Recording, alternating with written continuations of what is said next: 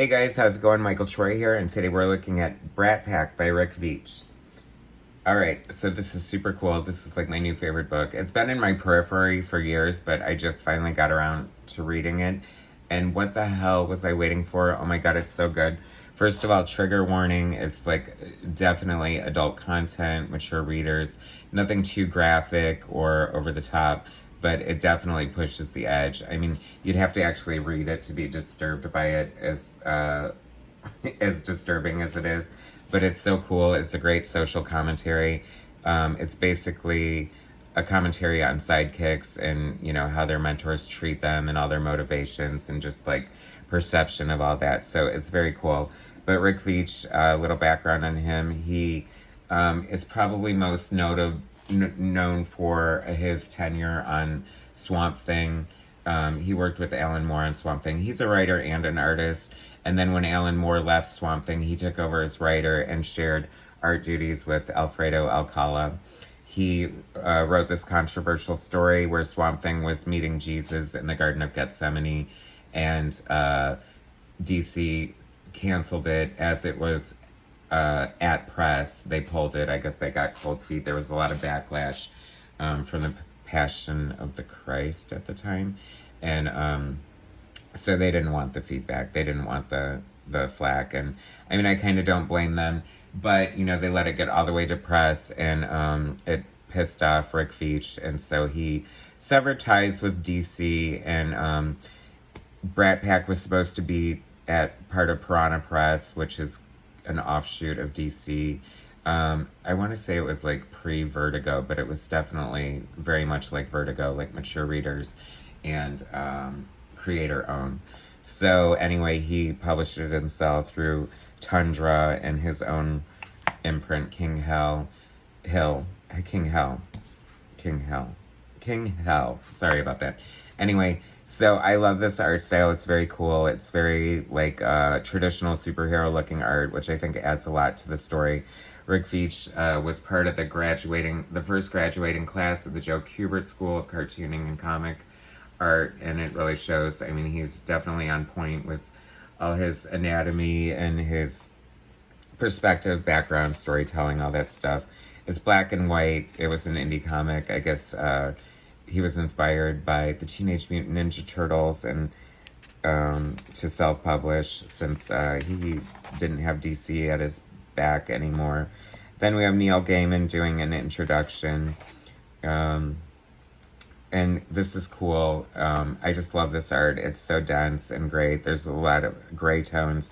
It looks like ink wash, which is basically you do pen and ink, and then you water down the ink to varying degrees, whatever shade of gray or black you want, and then you add the shadows and the depth and all that stuff.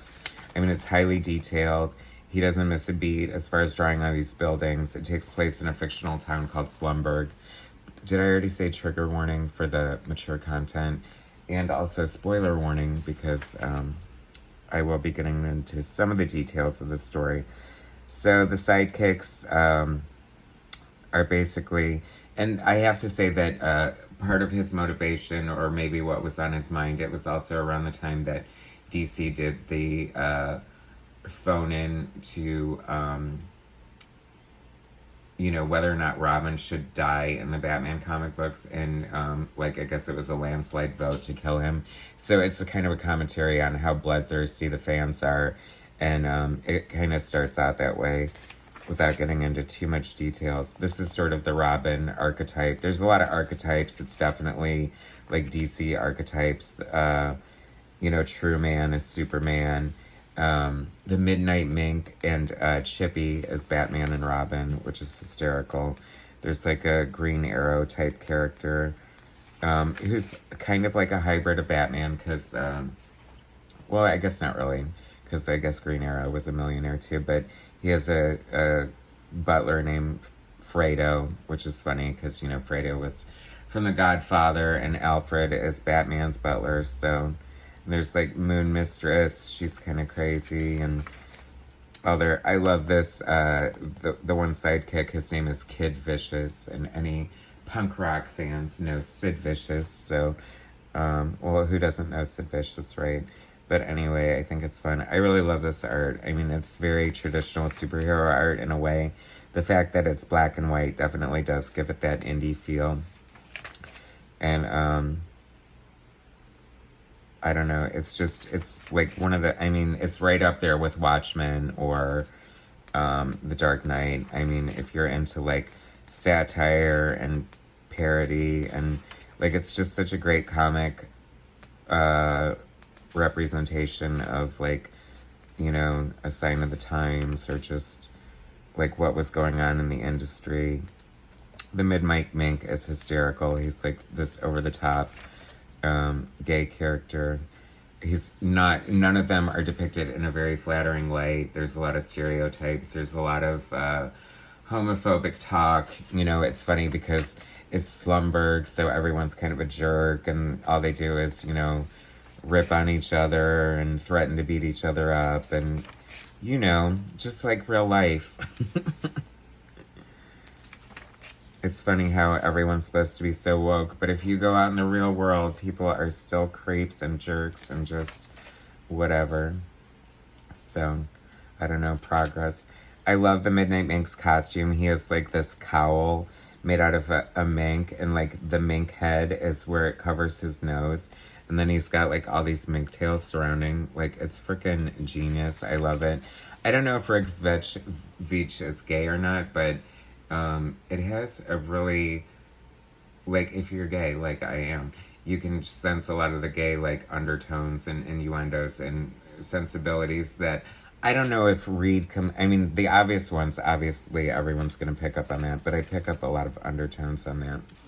So it could just be good writing, or somebody who knows, you know, gay people. You don't have to be a certain something to write something well. Now, do you? So, in the beginning, all the sidekicks are murdered, and then the mentors have to recruit. Now, this, like, hit me like a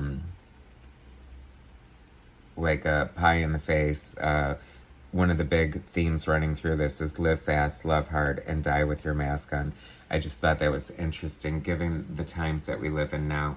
I mean, obviously it has a completely different meaning, but I thought it's kind of weird how something like this can be such a sign of its times and still have some sort of social relevance on an unintentional level. I thought that was cool. His layouts are very cool. He's got a lot of different designs. Like, sometimes it feels like it's all over the place, but the overall design is very cool. It keeps it interesting. I think there's, you know, when it's black and white, it might, you would think that the art could tend to get a little boring, but a lot of times I prefer the black and white art just because you can see the nooks and crannies and, like, the level of skill and just all the fun and talent that went into it. It's funny, this kind of reminds me of,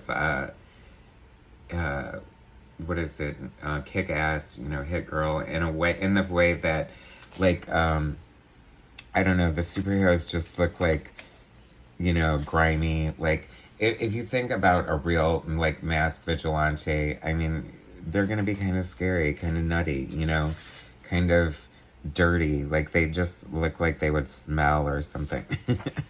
And I just think it adds to sort of the realism. I mean, God knows, I love my shiny, happy, you know, clean superheroes. Like, give me the Super Friends, they're the best.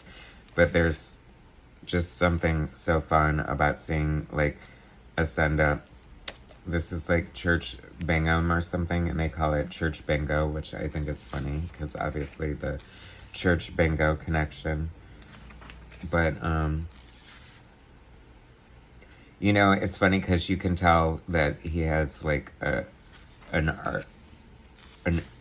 great art education, along with his obvious talent. But there's such a discipline to this that I feel, you know, it's like, he just, you know, it's very, like, it's very, like, movie storyboards in a way that it's just very precise and concise in the storytelling, and I really appreciate that. But the art is great. There's some over-the-top violence and just, like, it can get a little graphic and grotesque, but it didn't really bother me as much as some other, like, over-the-top gratuitous. This is a cool page here. This is basically, there's only 4 members of the adult superheroes. Oh, well, True Man is, like, the Superman one, but he's absent. So this is, like, the Batman, Moon Mistress, Judge, Jury.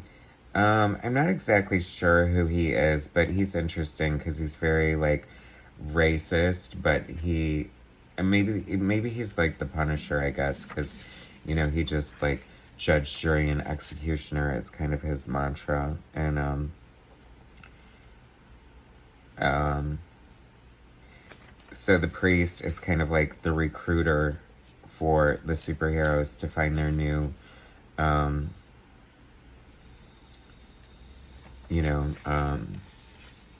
teenage sidekicks, which is kind of interesting, given the state of priests and all the scandal that goes on there.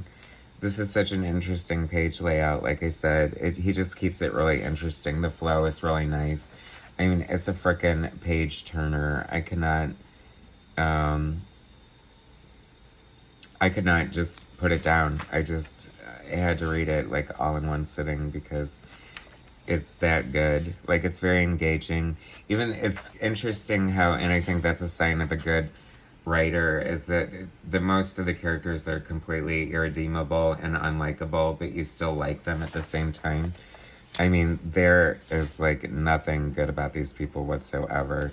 They're just, like, hardened and just, like, jaded by the whole thing, and they've been doing it forever. And there's secrets and there's mysteries that I won't blow for you, but there's lots of twists and turns.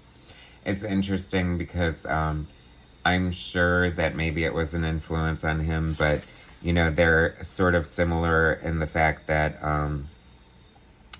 they have, you know, endorsement deals and they make public appearances and they have agents and managers and merchandise and, you know, comic books. They're stars of comic books and stuff like that. So very young blood in a way.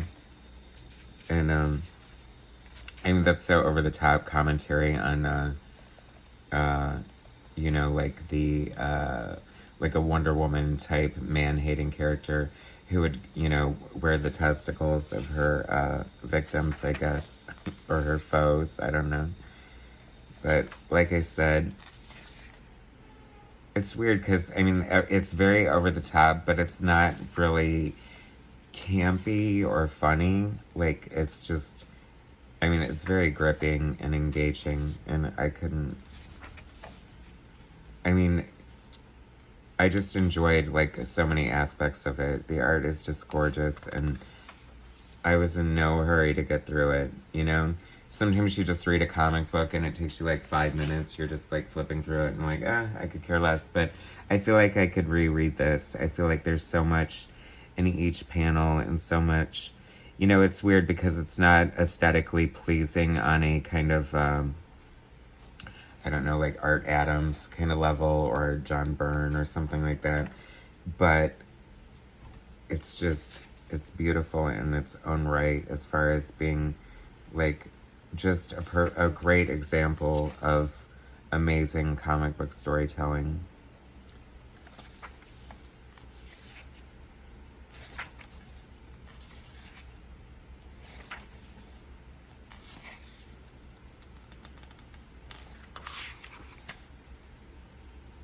The Robin character cracks me up. I mean, every single joke you could imagine is in there about, you know, the relationship between Batman and Robin. Radio Shack, this cracked me up. I love that. It's funny because that's the one thing you always notice in reading older stuff is the technology and just, like, the fact that there's no cell phones and stuff like that, which I like. I think that I don't want the distraction of that kind of thing in my story. So if there's a way to work around it, sometimes it's used effectively, but sometimes it just takes me right out or makes me roll my eyes.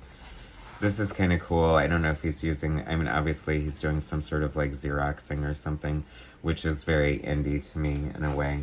Kind of underground punk rock, but very cool splash page there.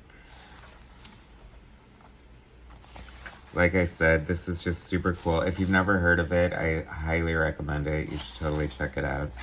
It's familiar in the sense that, you know, there's been tons of deconstruction and send-up and farce and satire since Watchmen, but this is just done so well, and done, like, you know, prior to all that stuff, or around the same time as all that stuff was coming out. So you need to check this out. It is so cool. Thanks so much for watching. I really appreciate it. Please subscribe to my channel. Hit like, share my content, and I'll bring you some more later. Okay, thanks, guys.